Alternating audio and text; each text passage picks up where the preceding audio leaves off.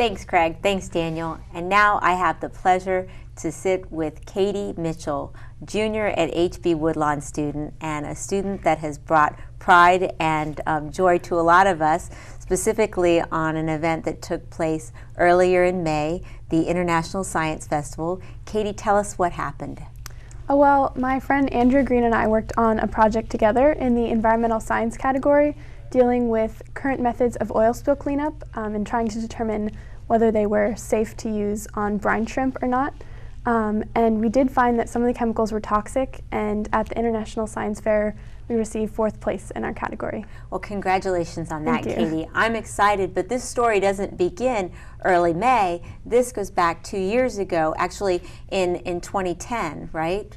Right. That was when the Deepwater Horizon spill first occurred in the Gulf, and that was really the motivation that got both Andrew and I interested in beginning our research. Both of us are very passionate about the environment, and in reading in some of the articles after the spill, we found that most of the chemicals that were being used to clean up the spill, no one really knew if they were toxic or not, or what effects they could have on the wildlife. So we decided to pursue a science fair project studying 2 different types of chemicals: bioremediation agents and dispersants. And Catie, you had some really remarkable findings, and I think a lot of people were shaken by that, but also quite impressed. Tell us what you found out. Well, we were able to prove that overall bioremediation agents were less toxic than the dispersants, but we did find that at least 3 of the agents that we tested, when we exposed them to brine shrimp, which are really, really tiny shrimp, basically, they killed everything that we exposed them to. So this research that you did is also research that the U.S. government has been working on as well.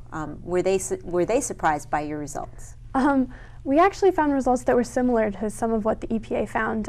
After we finished our research, we contacted a couple of scientists that work for the EPA, specifically testing that occurred after the Deepwater Horizon spill, and we found that in most case scenarios, our results were within the same range that the EPA had found. Right, but not fully disclosed, as you and Andrea Yes. disclosed your results. Now, you've taken this science fair project to several different places. Where do you go next?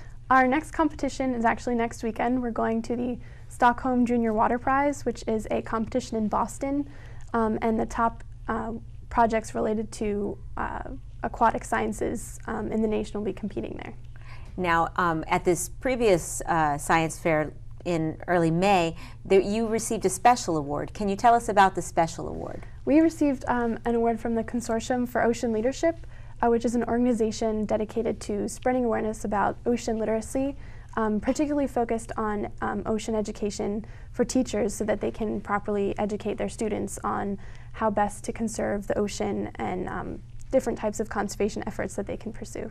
Now, my daughter went to HB Woodlawn. I'm quite proud of her experience there. Your experience, very similar. It seems to inspire people to do great things, but in terms of the environment, HB Woodlawn had the first green prom.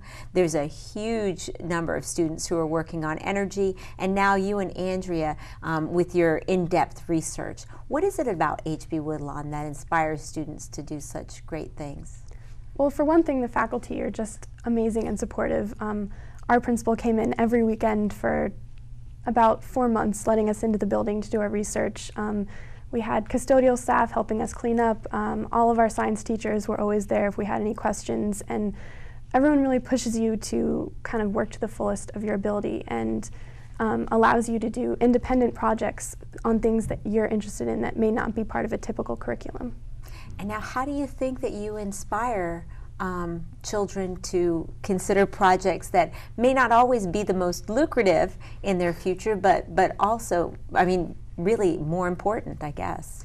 Oh, well, actually, Andrew and I started a science fair club at HB.